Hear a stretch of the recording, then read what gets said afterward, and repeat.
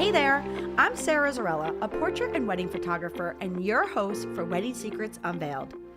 This is a podcast where we cut through the complexity of wedding planning, leaving you with everything you need to know directly from the industry experts. If you want to simplify your wedding planning while having fun, of course, you came to the right place. Join me while I guide you through your planning, starting from your engagement to your big day when you say, I do. After photographing for over 20 years, I am sharing with you tips and tricks to cut through the excess noise. Because I believe from the moment you said yes, your planning experience should be a magical time in your life. Here you'll find episodes that are fun, stress-free, and straight to the point with a fresh, honest take on the reality of what you really need to know about planning your perfect day. Let's dive in. Welcome back to Wedding Secrets Unveiled podcast, friends. I'm your host, Sarah Zarella, and today I'm going to be speaking with Emily and Dan with Russell Morin Catering Events. We're going to be talking about logistics of catering at an exclusive venue. We're also going to touch upon all the different venues that Russell Morin does have. But with that said, we're going to be really honing in on menu choices, logistics, day of execution, and then a little bit about private residences and things to think about when you're planning your wedding and making sure all the logistics run very smoothly. So if you are thinking about having a wedding with a catering service, whether it be at your own private property or at an exclusive venue, this is definitely the podcast for you. Well, welcome back to Wedding Secrets Unveiled podcast, friends. Well, hello. Hello. Hello, hello.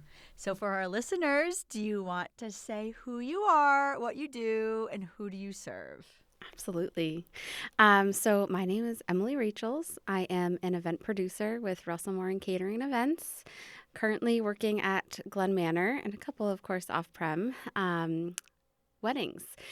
I first started with Russell Morin as a part-time day of coordinator. So I was working at Mount Hope Farm on the weekends, picking up some shifts as we do in the service industry. Fast forward a couple years, director of events at Mount Hope Farm. Fast forward another couple years, director of all of the weddings that Russell Morin does. Keep going a couple years down the road, have a couple kids, and now I'm solely focused at Glen Manor with Dan, which, we're just such a great team. Well, that's what happens in this industry. You slowly get sucked in and more. And then you think about it, you're like, whoa, 5 years ago was a completely different lifetime, Right. But, tell us a little bit about the property, the Glen Manor, for those who don't know, because it's a very unique property. Glen Manor, it is an absolutely serene setting, right? It is in Portsmouth, Rhode Island, so it is a little bit of a reprieve away from all that Newport has to offer, which we find is such a boom of a market, right? And there's so much to happen there. And it just, I think, offers that really serene setting that a lot of couples are interested in, and they can really hone in on that fabulous guest experience with that beautiful chateau-style manor. There's the water view, the stunning gardens. It's intimate, but yet a little bit grand still. Yes, and, just as a photographer, the aesthetics, there's something for every type of day, weather or lighting. There's shade, there's sun, there's water, there's greenery, there's architecture with the stone. Oh, yes. Whether it's a nice, beautiful sunny day or a cloudy day or a rainy day, there's an area to make your photos phenomenal, which Absolutely. Not every venue lends that.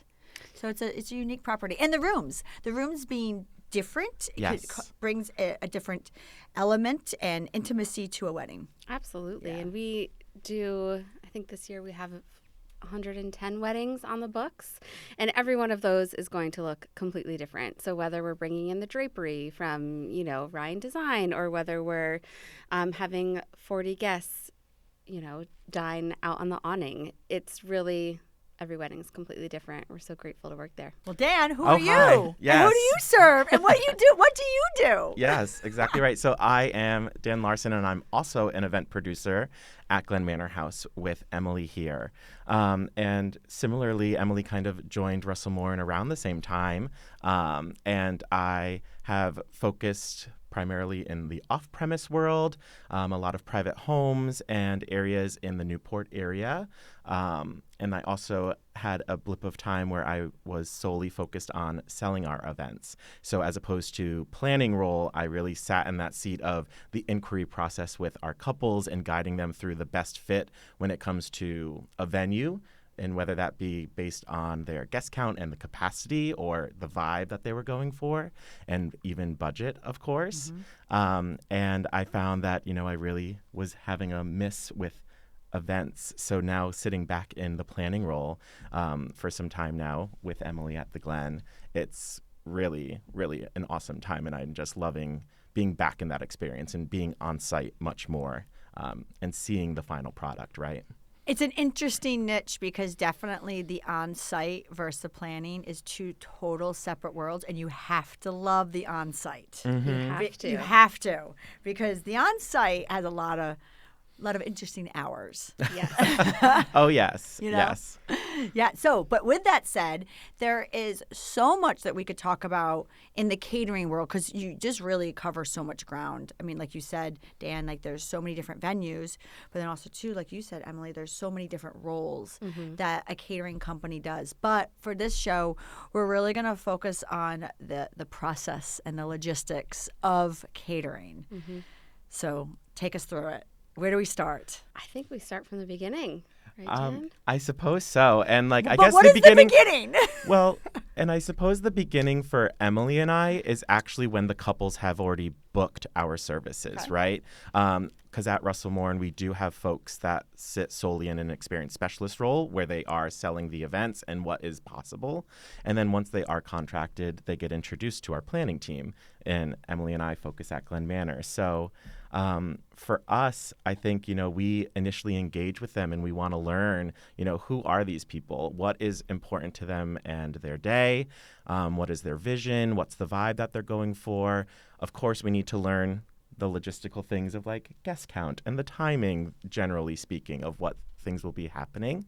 And as the caterer, we will certainly dive into the food and beverage experience as well. Yeah. And with that, going into the menu and catering, it's hand in hand with logistics, right? So Dan and I know the ins and outs of Glen Manor. And so when we're having a discussion with a couple who have, looking at 150 guests on their list versus 100, very different when we're thinking about incorporating 2 or 3 cocktail stations during cocktail hour. We want to make sure that we have those signature cocktails that we're passing right after the ceremony to alleviate the line on the bar. So we're kind of transitioning all of these things that our couples tell us on this inquiry call. We call it our initial call. That guide us through the planning, and it's just so specific for each and every one based on their vision, based on their guest count, and how do we translate that to be just this flawless wedding day on site for us, for our team, for the couple, for every single guest included.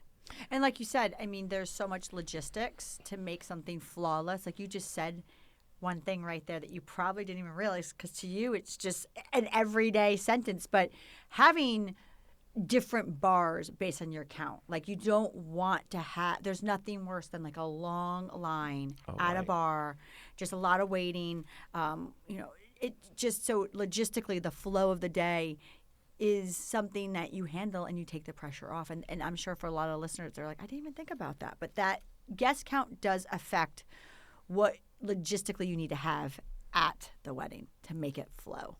Exactly. And, any venue is going to have a set capacity, right? And guidelines or parameters that you sort of have to work within, as opposed to potentially a private home, backyard wedding or things like that, where you can kind of build exactly what you need.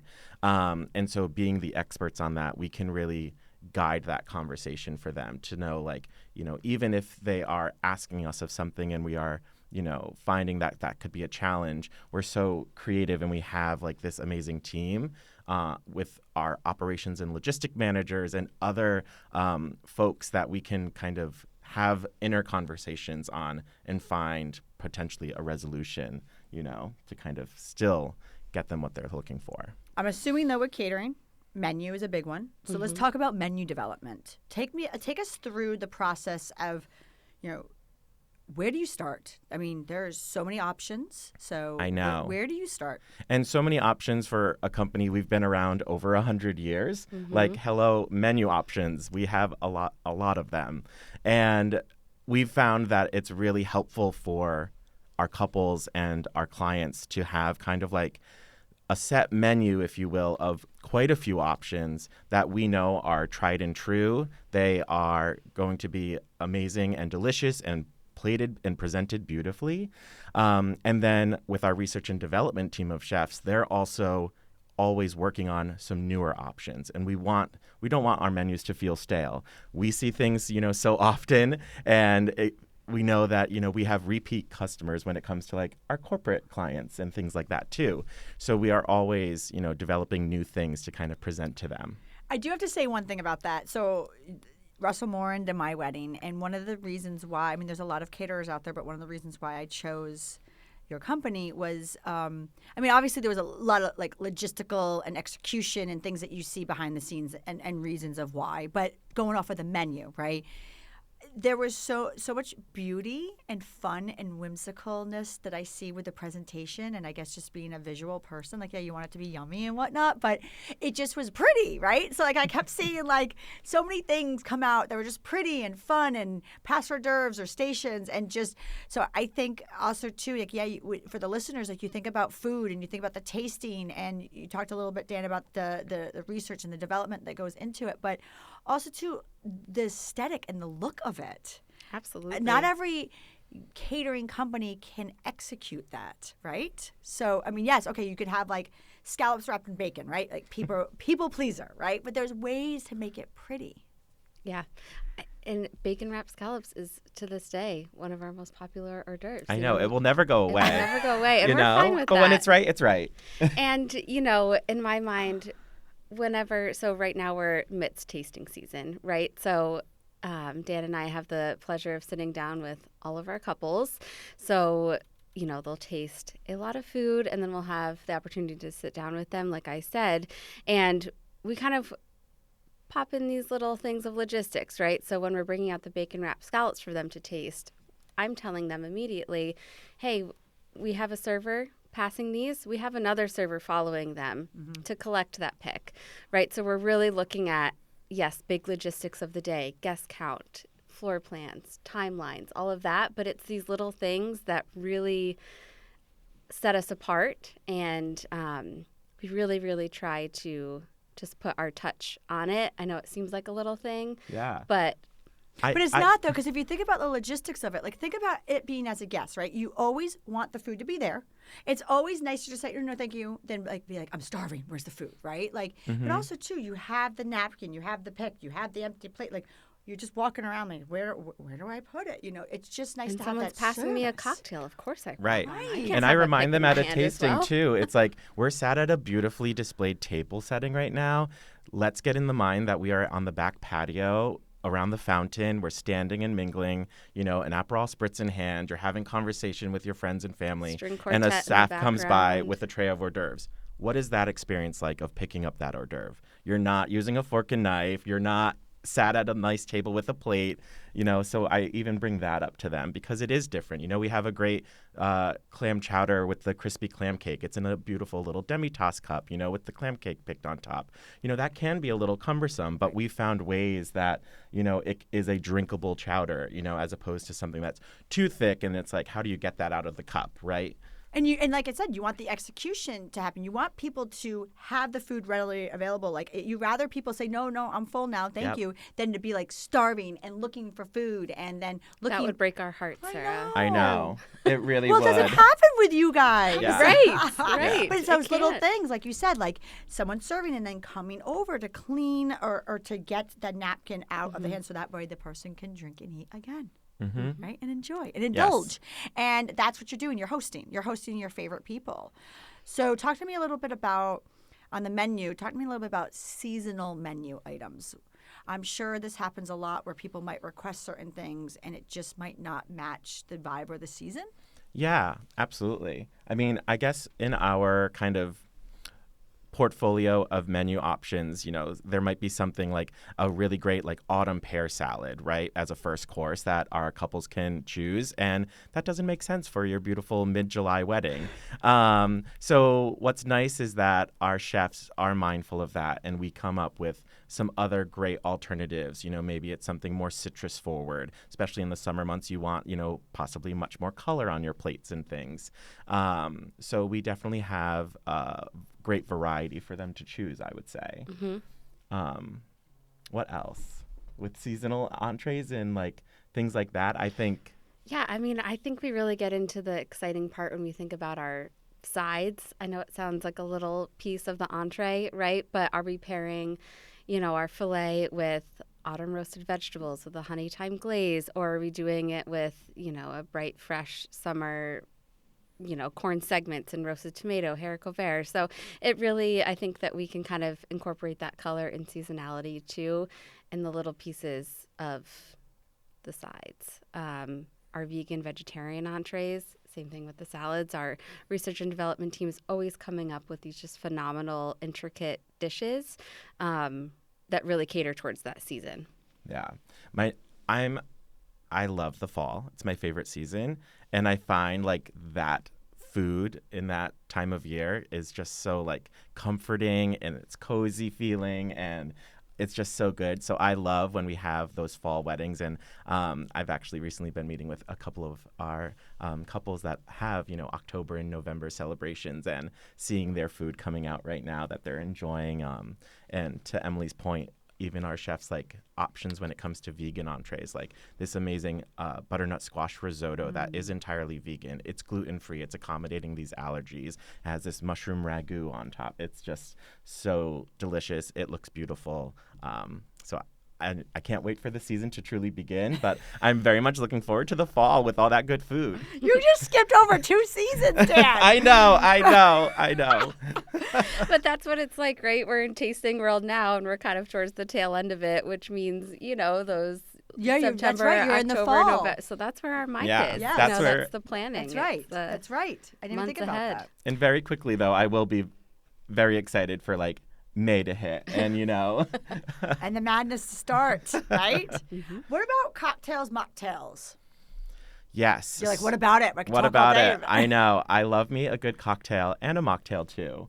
I would say that, again, we can think seasonality, right? We have an amazing like harvest mule perhaps that we could do in the fall.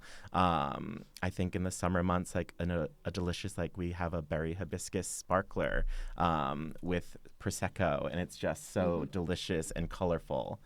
Yeah, we just came up with a good amount of new signature cocktails that can be translated towards mocktails.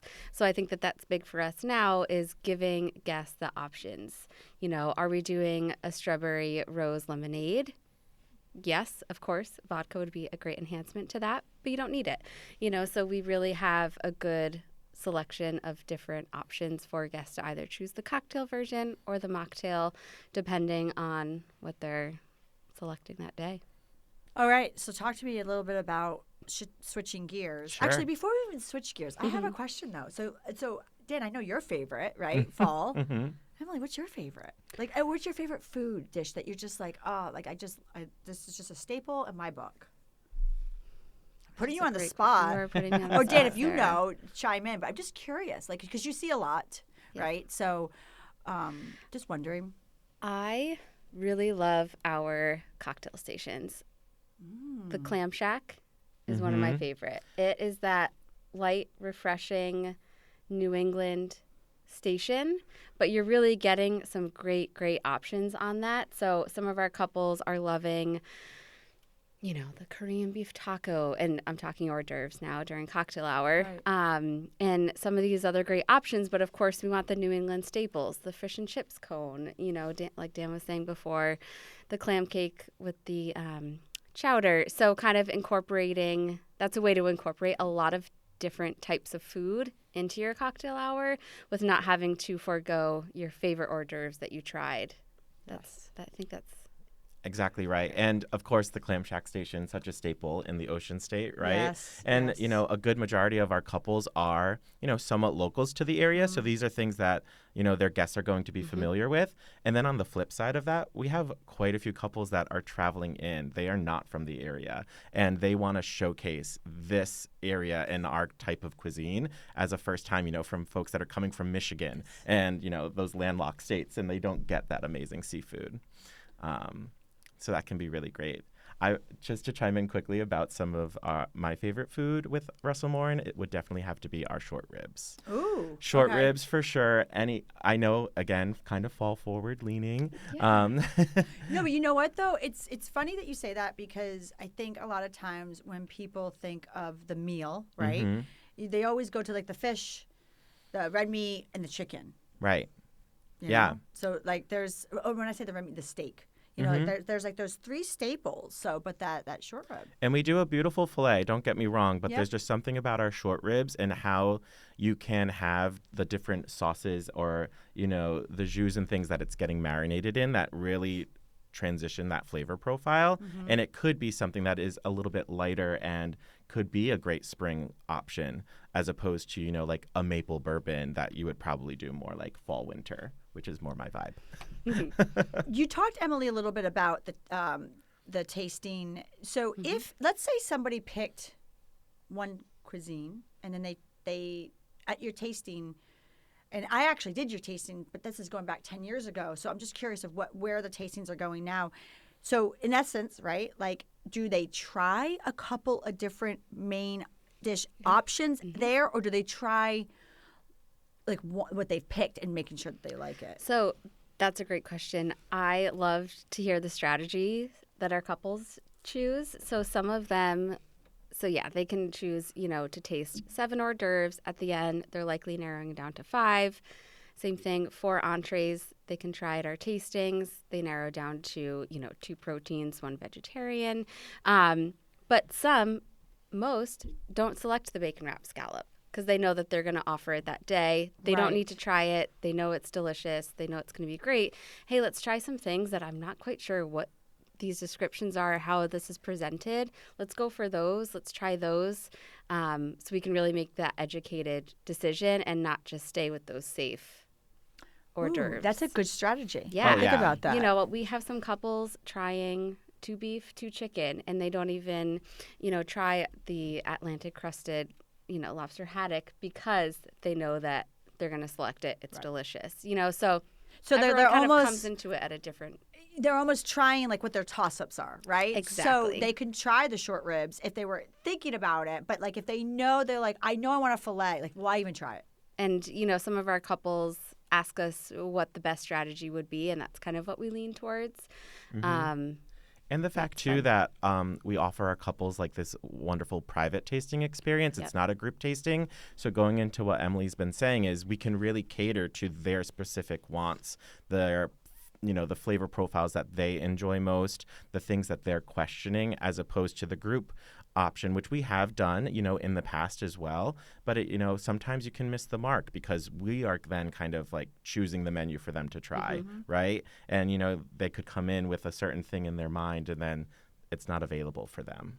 And honestly, like your catering bill or price tag or budget, whatever way you want to say it, is one of your largest. Oh, absolutely. It's a large investment. It's a large, and it is the driving force behind your wedding. So, I mean, because we're going to go into logistics after our break, and you know, right now we're talking about menu, but there's also day of execution. I mean, there's a lot. So to get, I can just tell you, you know, obviously your wedding is a day, and the ceremony is actually the main event. It's a ceremony. That's why we're here. That's why we're here. But there is a time in your life. It's a certain era, and so to get that couple in that room, I mean, I have a very vivid memory of my tasting. I don't have a lot of memories of the planning process. It all can eventually blur. Yes. But I remember my tasting. It's a special moment. You're sitting there and you're stopping for a second. You're just stopping. There's nothing else to do besides taste and enjoy. Enjoy. Yeah. And that's it. And just taste, enjoy, and take a moment. You know. And I find that for some of our couples, I think it's like that checkpoint in the planning process where, yes, it's been real for them, but this even more solidifies it, right? Yep. Because here we are gathered today. We're going to enjoy this great food, and we're going to talk logistics. We're going to talk timeline, and it's a great, design meeting too, potentially. So much more real. I remember my food at my tasting. I don't remember my food at my wedding. And there's pictures that you guys took, so you guys took a whole plate for my husband and I of every single thing that we picked, and I don't know if I ate it. Because I was Sad getting but did true. at your tasting. but I did at the tasting. And I you knew your guests had remember. a wonderful meal. And they had a great meal, but because you're getting pulled in so many directions. Not everybody gets a chance to sit down and I remember eating my meal, but the hors d'oeuvres. One of those hors d'oeuvres are so pretty. But with that said, we're going to take a quick break, and then when we get back, we're going to go over venue logistics. Great. Awesome. I appreciate you being here. And hey, if you like what you're hearing, I encourage you to check out our website at sarahzarella.com. And don't forget, you can actually subscribe to this podcast wherever you're listening so you never miss an episode. And I would so appreciate if you left a fabulous review on Apple Podcast. Even better, share it with a friend. It's a great way to show your support. And now, let's get back to the episode. Well, welcome back to Wedding Secrets Unveiled podcast, friends. So before the break, Dan, Emily, and I were talking a little bit about menu and tasting, but let's get into venue logistics now. Mm-hmm. So talk to me about that broad topic. Where do you want to go with here? Because I have a gazillion questions for you. I mean, I guess we can just start at the amount of weddings and events that we have at Glen Manor is just astronomical for one venue. I mean, Dan, right, we have 3 to 5 weddings any given weekend in season. So May to October, mid-November, we are just going. So top of our mind is keeping the integrity of the venue alive. Think about 5 weddings in one weekend. That's 5 load-ins, 5 load-outs, rentals, furniture, staff, vendors, so many people coming in and out for each wedding and event that keeping the logistics in mind is so key on making it successful, the longevity of Glen Manor. We're getting these fantastic new ballroom floors, which we cannot wait for. Yes. Ooh. Yeah. They're going to look... Heard it here now, folks. Heard Right? it here now. They're going to look exactly like the original. Yeah. Just newly restored. We're really excited. But that being said, how many bands, DJs, other vendors loading in and out on that floor. So kind of keeping the logistics of all of that top mind is really important to us. We are exclusive with Ryan Design at Glen Manor, which is one of the, they're just phenomenal. I've been working with them, for over 8 years now. Mm-hmm. But just to have one of those companies come in and out, install on the awning, these bar fronts, all of that is just really important, for us to keep the venue. Yeah. And it streamlines, the process in a way to kind of educate our couples and show them offerings, but we can also, bring in some other rental partners outside of Ryan Design, for things that aren't, the lighting and the draping. And that's where we can kind of play with their design and make sure that we're going to meet, what they're looking for.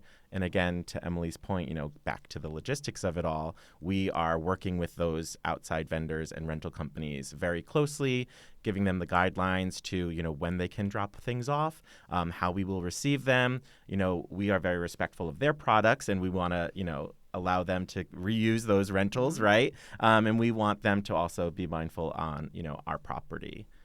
Yeah, and I do think that it's important to bring up exclusivity of vendors. So for people who are listening to this, this is not done to make you only use X, Y, and Z, but it's also it's a relationship. It's like you said, there's a logistical wheel that's happening, and you want to make sure that for example, you talked about how Ryan Designs have the exclusivity of that property. It's not because you're just this is who we have to use. It's because you have a good working relationship. They understand the turnover and how to load in, how to load out. They understand if they need to do drapery, where to hang it, what can take it, they understand the venue, they understand just logistically, what your couple doesn't need to spend their money on because there's a beautiful venue there that you don't want to cover, or where you can enhance it. They just know the space a little bit. So a lot of times, I just want to kind of explain that on a side note to the listeners of like why there is sometimes like these are the vendors that we work with, because those are the vendors that understand. And that's what's going to make your wheel go around and around and around and smooth ride. Yeah, smooth and I ride. always think it is such an opportunity that we get to work with these amazing vendors. We can customize just about anything with Ryan Design. We work with not only Peak Event Services for other, tablescape enhancements, but how grateful are we to be able to have these amazing partners? And, we are always open to working with new partners as well, which is a lot of fun.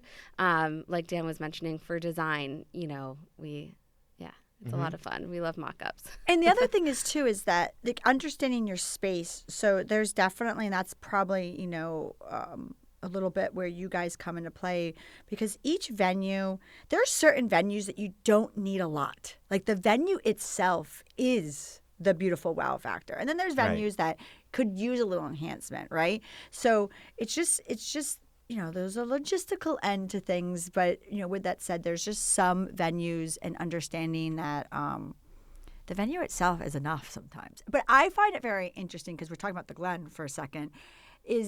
I find that Glen is one of those venues where you don't need it. Listen, if you don't have the budget for a lot of decor, you don't need it. The venue itself is beautiful.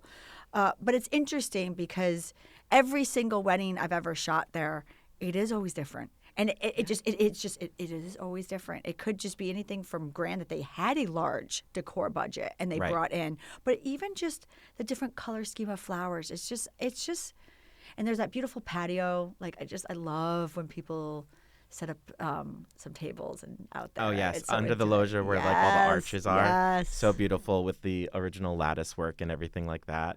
And I think our venue, again, it's over 100 years old. It has this charm, these architectural details that so many of our couples love. And I love when it comes to the design that you can really lean into that. And then I've certainly seen some beautiful wedding celebrations where they actually incorporate like more of like a minimalistic, like modern twist. And to see that juxtaposition kind of like against the backdrop of the architecture of our venue, it's really kind of a really beautiful look too. So what about floor plans? Right? Yes. And What about floor plans, Sarah? and our property. You live on floor plans. We Does live. floor plans give you nightmares? No, not anymore, because Not Dan anymore. and I have really, we've really Honed in on it. explored all of the different options. We've lived some that maybe have not been the best choice looking back. And we really have a good sense of where to put tables. Okay, are we wanting to do one long table going through the dining room? Absolutely. But let's look at the width of that and what's going on either side of it to make sure that our staff, are we doing dinner wine? And this gets into the logistics, right? Are we serving an amuse-bouche, a first course, appetizer course, dinner wine? So like kind of goes into all of the space that we'll need on the floor to service guests as well, not only the aesthetic of it. Right. And also just the foot traffic of your guests, meandering through the space, right? You want it to be comfortable for them to navigate to get to their dining table that's so beautifully displayed. And then be mindful of our end when it comes to like service parameter and things like that. And Glen Manor is so different because we do have the 3 different dining spaces, right? So we have your dining room, the library, and the awning space. So kind of making sure that it all is cohesive in design, and we're really making sure that every single room has the same element of service, which I'm a sucker for the library. I love the library. That room is so beautiful. Yeah, it's kind of the smaller dining space, but it has my heart. It's just gorgeous. And I think, again, with Glen Manor, it allows opportunities. There's a lot of options that our couples can explore. Again, dependent on your guest count. If you're nearing like the top end of our capacity, which a capacity of a venue is there for a reason, and being at capacity means that you might not get to do all of the things potentially in the space because, to Emily's point earlier on, 2 to 3 cocktail stations during cocktail hour, that might be really kind of, pushing it within the space. But when you're at more of like a niche guest count where it allows much more flexibility, you can kind of explore, does that library room become a great lounge area that's in between the dancing room and the dining space? Or are we using it for dinner because it's just a beautiful room with that beautiful mantle backdrop? And dare we even talk about weather? Dare we? Thanks, Emily. Do we? We do. We Oh, always yes, do, we Sarah. have to. We always do. I mean, I think we all have a little bit of PTSD from 2 years ago. I think it was like 2 years ago. It felt like every Saturday it Yes. was Yeah. a rain plan had to be activated. There wasn't this summer. It was the last summer. Every single weekend. Yeah. I know. But we have those floor plans in our proposal. We have a sun floor plan and we have a rain or colder floor plan. And we set it and we forget it. We don't talk about it until that morning. You know, Dan and I, we ask for the best contact. You know, that's a little thing that we ask. Are we contacting the bride? Hopefully not. Is it the maid of honor? Dad? Groom? Who is it that we're asking, you know, to make this decision with the rain plan for us? Because at the end of the day, we want to move forward with Plan A, right? We want to be outside for that ceremony, under that great light, you know, have the view. But in some instances, we just can't. It's New England. Exactly. It is. Right. And it's more than just a rain plan. It's a cold weather plan. It's a windy plan. You know, like I'm even thinking about like your floral design. You know, your florist, I'm sure, has to be mindful of wind if you're doing this beautiful trellis or arbor installation. You know, so those are things that they're going to work on logistically, and we'll work with them on site on how we need to pivot as needed. I mean, I've been at weddings where we're short of just a state emergency because the hurricane winds are coming in. So, I mean, listen. I still remember the day. I do too. You were at the farm? No, I was at a private home in Little Oh, you were. Compton. I was No service. I was on at a venue that was on a dock with a tent. Yeah. Okay. Yeah. To make my palms Very sweat. real. So we went to Plan C. Yes. Okay. Yes. Plan C. But listen, they're married. It's good. Yeah. Yeah, the day still happens. Your guests are still there. We still move forward, however we do. There'll always be a story to tell. Always. So moving on, day of Right. execution, whether you do Plan A, Plan B, or Plan C, there is obviously some stuff that the guests, our listeners need to think about there. So kind of give us some day of execution thought processes that they have to think about. Yeah, and I guess, to kind of think about the day, right? They want to be kind of wiping their hands of the planner mindset, the detail mindset. Or they should. They at least. should. And that's, right. They should rely on. Become the guest of that. honor. Rely on Absolutely. the experts. Rely on us. Rely on their, outside wedding planners, should they have, secured one, or all of us. But, while you're getting ready that morning, hair and makeup and all of those things, like, our chefs are at our commissary, reviewing all of the things and making sure that they have everything that they need to get to Glen Manor, right? Because we are off premise in that way. And then from there, we are ensuring all of the rentals arrive properly. We have the accurate quantities of everything. We're there hours in advance. And within, a 3-hour time frame, typically, we are totally setting up this space for them so that their guests arrive to a beautiful setting. And then from there, we are kind of guiding them through the timing of the day, right? Absolutely. Yeah, and you hit it on the head, with our chef starting at our commissary when our, bride is starting her makeup, so it's really cool to see the parallel between the kind of back end of, preparation for the wedding day. I have a funny story, and I know Dan knows this story, but because every time I think about the back end chefs and Russell Morin, this story comes and it's just totally off subject, but it's you'll see the connection. When I got married, we had to go and Plan B halfway through the day. I mean, it was a beautiful sunny day, but then the weather came in at night, which is fine. We're underneath the tent, but the bathrooms were. Obviously outside the tent.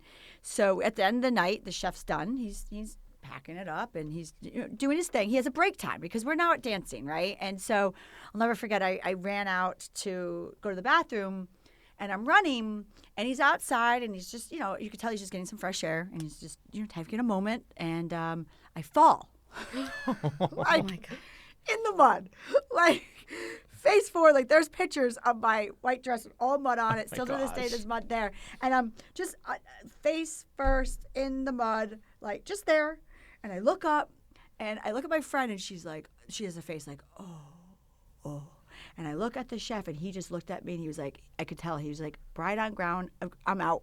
Like, I'm out. So he just turns back, and he's just like, and I just carried on. Like, I was fine. Because listen, I'm in the industry. Like, you just can't let that. Yeah. Like, it's no thing. But I remember that moment. It was like that slow-mo. And, like, I look at my friend. My friend's like, oh, no. And then I turn over, and I look at the chef, and he's like, oh, no. This is outside my wheelhouse. Right? That's exactly. He's like, that's for your day of coordinator. Not me. Back to the food. My Tide stick is not big enough for that. But, that's like, but the point is, you got to just live in the moment and leave it in the hands of the coordinators of the day of, because anything could happen. And, kind of thinking back to like the timing of everything, and, that's a detail that we go into depth with our couples during the planning process, right? And we learn about when the formalities are, and we know, based on your guest count and what your menu is, how long dinner service should be, and all of those things. And, we become that timekeeper for them on the day. But a timeline is like, I always say, it's a living, breathing thing. Very rarely are we going to exactly at 8:05 will you have, your dance with your dad, because of XYZ things. We're guests late arriving, so we had to push ceremony back a little bit. And then from there, it can just spiral a little bit, right? But we do our best to make up that time. We want to maximize your time on the dance floor. So I will just say, like, our team is constantly in communication with one another from the front of house and the back of house. Our on-site event manager, which Emily and I also do in our roles, coordinating. That is something that we are constantly, staying on top of. And one of my favorite parts of Day of, too, is when we get to work with some amazing partners at these weddings, like yourself. But also, Dan and I aren't your wedding planner, right? So we are event producers. So working hand in hand with some of our couples do elect to hire a wedding planner as well. And that is just fantastic Day of. We can really rely on each other for expertise. It allows us to fully focus on the food and beverage and the timeline and chatting with our chefs. And that wedding planner can really be focused on the bride and groom and, the elements of the logistics of their day that they need. So let's talk a little bit about, we're going to pivot, but a little bit about venues. So I would love, especially with both you all here, expertise, Emily, with your background, pretty much being in so many different spaces and venues, and then Dan, for you, being in private residence. Let's talk about spaces. What there's a lot to talk about there, but I guess we'll start. Emily, with you, tell me a little bit about the venues and spaces that you guys have. Absolutely.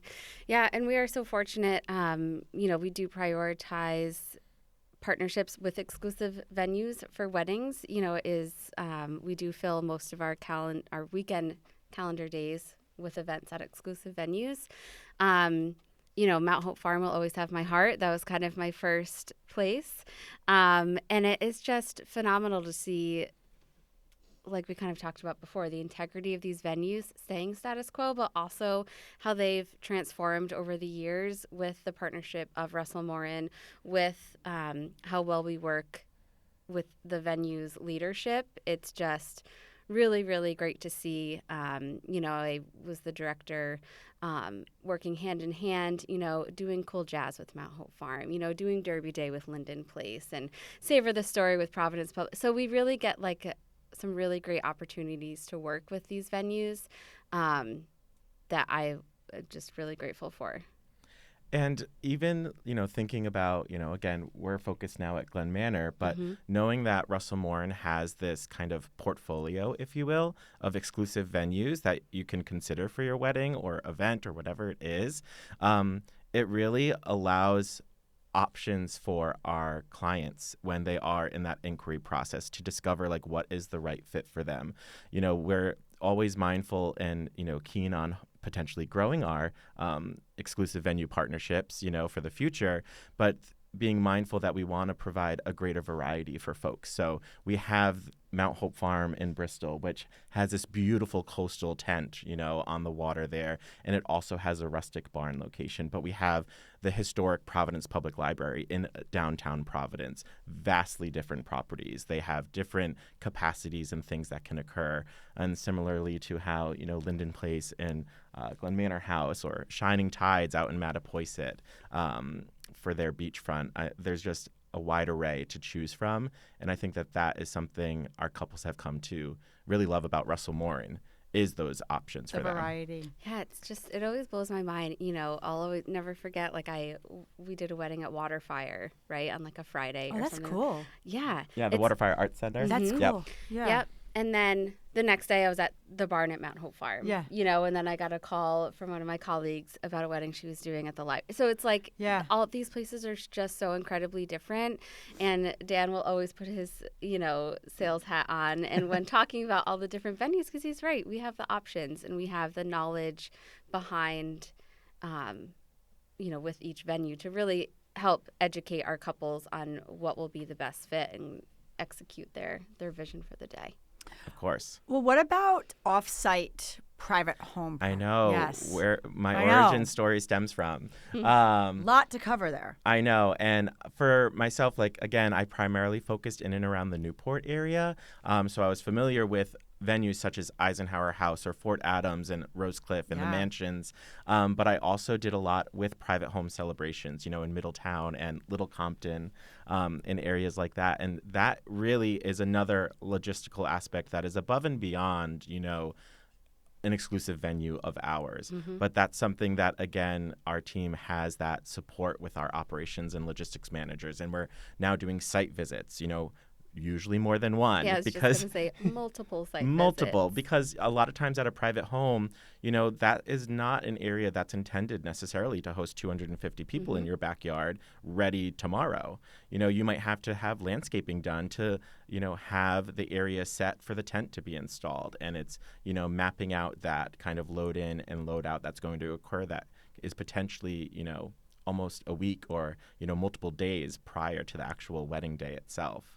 Yeah, I once did a private home in Jamestown, and we Newport Tent couldn't get close to the tent space, so they had to walk every single pole and every fully floored, all of that. So it's like every single off-premise. I just give so much kudos to Dan and our off-prem team, because the mindset and logistics behind putting all of that together and not letting one piece go unturned is phenomenal. Yeah. Well, before we get into our wrap-up question, I want to put you guys on the spot. Yes. Is there something, whether it be like a venue or a menu item or a mocktail or a cocktail or a decor, or just something that just stands out in your mind that you would just love to share with our listeners? Just like we see so much, so it's a really hard question for me to ask that. But I'm just curious, for our listeners, if there's something that you've seen being the experts that you would love to share with them, like maybe they could incorporate in their wedding day, or just it was something successful that you just thought it was great and you would love to see more of that. I guess thinking kind of, with the caterer hat on, I think that areas going back to our research and development where we could potentially customize with a couple, bringing something special into the day. And that's not always, going to occur. But for those, moments when it does, I'm thinking back to a wedding where, the couple had a wedding with family out in Italy that they attended. And it was a really wonderful celebration out there. And something that just was ingrained in that groom's head from that experience was this prosciutto being carved at a station, and so something like that we were able to recreate for them for their wedding with us last year at the Glen. And our chef de cuisine came on site, ensured that it was going to occur and happen seamlessly. Training went into the chef to make that a wonderful experience for the guests. And it was just a wonderful thing that we could do for them. And it was just a beautiful display. And again, kind of that experiential element when it comes to like the food that I loved. The experience. Yeah, that's always top of mind for us. Like, what is that guest experience? So whether that is the food or whether that's design, I don't know. And that's probably why you do multiple site visits at a private property, because you want to kind of put yourself into the experience upon arrival and the logistics and just how the flow is going to work. It's just that guest experience. Yeah, exactly. Emily? Well, mine is not as grand as I'm sure so it is. fun with But like I said, it prosciutto. could just be as simple as a mocktail or a Right. cocktail. No, my favorite are the past desserts. Yeah. You know, So fun. at So Glen fun. Manor, Past desserts. Yes. Glen Manor is just the perfect opportunity for that, right? We're finished with dinner. We're cutting the cake in the ballroom. You know, we have this fantastic pastry display, you know, for guests to choose from, but we're an hour into dancing, you know, where we're hot, we're needing some replenishment, and here we are with our autocrat coffee frap with a mini donut on top, pass on the dance floor. I mean, it's just like the It's so perfect treat. cute. It's so And then, refreshing. Love it. 30 minutes later, Parmesan fries I love come that. out. I I love mean, that. it's, Yeah. you know, you just need it. So that's kind of one of my favorite aspects, because it's just the icing on the cake of the wedding, of the catering experience for me, that is just what we can offer the guests kind of as we start to wrap up the night. And like pro tip, being a photographer, when that is being set up, you want to take a picture of it, right? Before all the guests right. I know. come and get it. Because, you know, a lot of times it's also, we go back to like, it's the presentation. It's beautiful. It's yummy. So as a photographer, pro tip, I'm always like, ooh, I always tell Dan, I'm like, I'll go get the dessert table or I'll go do that. You know why? Because I take a picture. And then I'm like, oh, I'll be the first to take a little piece and walk away. So pro tip, you know, just make sure you're the one that photographs. Stand by the door. Stand Yeah, by the door that we right. come out of, the catering door. Yeah. Fair. But all right, it's that time for the wrap-up question. All right. I could sit here and talk to you guys all day. What are some key tips or points that couples should be asking catering companies to make sure that they are inquiring with a perfect and professional company to make sure that their day is going to be perfect? Yes, I think that, you know, certain things to think about when considering your caterer and potentially your venue, if it's kind of hand in hand with like that exclusive venue that they are a part of. Definitely coming into it with, you know, what are you able to offer us in terms of, you know, the experience? So thinking about kind of guiding them through what will happen on the day. I think that's something important that we can kind of share with them on what to kind of paint the picture from the get. So they're not, you know, coming into this contract agreement kind of blind with what is going to potentially occur for them on the day. It could be a key thing. Absolutely. Yeah, and I think hand in hand with that, you know, I mean, we've talked so much about it today, is the logistics. You know, how can we make sure that they're, you know, what's important to them on that day pairs well with the logistics of the venue. You know, in the back of Dan and our mind, we're making sure that our ratio is correct. You know, are we doing these, you know, 2 cocktail stations during cocktail hour and these past desserts? You know, we're going to need some more staff there. We're going to need those station chefs. So that's, you know, the depth of Russell Morin is really fantastic that we can rely on that, because we have that depth not only day of, but also throughout the planning process, throughout the research and development. You know, it's not just Dan and I. There is, you know, hundreds of people on any given weekend day in season executing these events, you know, and that doesn't even account for the preparation prior to. And you must find yourself, because there's like 2 types of people. There's like the idea person, and then there's like the execution person. You must listen to people's ideas and then immediately start being like, okay, like how do we get there? How do we get there? That's it. That's Right? exactly it. How do you we get there? And, you know, Dan and I, we work in a pod over at Glen Manor, right? And we've kind of gravitated. We found ourselves together at Glen Manor through, you know, my background in exclusive venues, Dan's background in off-prem, and, you know, we do kind of tend to lean towards, you know, one of us is the dreamer and, you know, the other can be like the execution. I'm on any given day, Yeah. right? You know, Right. we Exactly. It's nice that her and I have that like true team dynamic. And I think that added support for our couples, knowing that, one of us is more readily available to respond to emails and being available for a walkthrough appointment, at some point because their parents weren't a part of the initial tour and they want to see it before the day. Her and I can kind of piggyback and bounce off one another to kind of have that support for our couples. Well, I want to thank you guys so much for being on this week's episode of Wedding Secrets Unveiled. thank you for having Thank us. you. Yes, thank you so much. You helped our listeners become one step closer to a stress-free wedding planning. So can you tell everyone where they could find you? Of course. So for Russell Morin Catering, our Instagram handle, Morins Catering, our venue, of course, Instagram at Glen Manor House.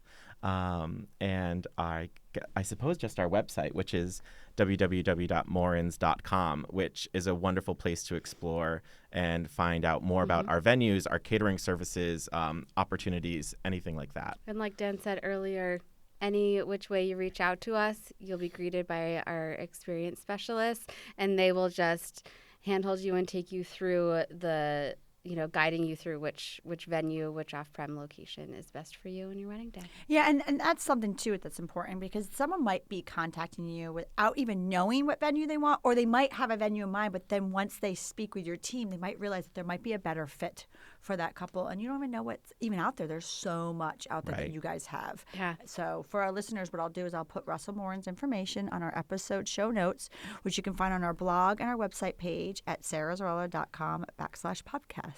Well, thank you. Thank you. Thank you. Thank you for listening to Wedding Secrets Unveiled. I appreciate you being here. And hey, if you enjoyed this episode, I want to tell you something. I encourage you to check out our website at sarahzarella.com. We love photographing while having fun, of course. Check out our podcast page on our website for our show notes along with upcoming episodes with your local wedding experts. Listen in as we help you plan your epic event. And don't forget that you can actually subscribe to this podcast wherever you are listening so you never miss an episode. I would so appreciate if you left a review for us on Apple Podcasts. Even better, share it with a friend. It's a great way to show your support and let us know what you think. If you know any wedding experts that would like to be a guest, we have a link directly on our website where they can let us know. Thank you for listening.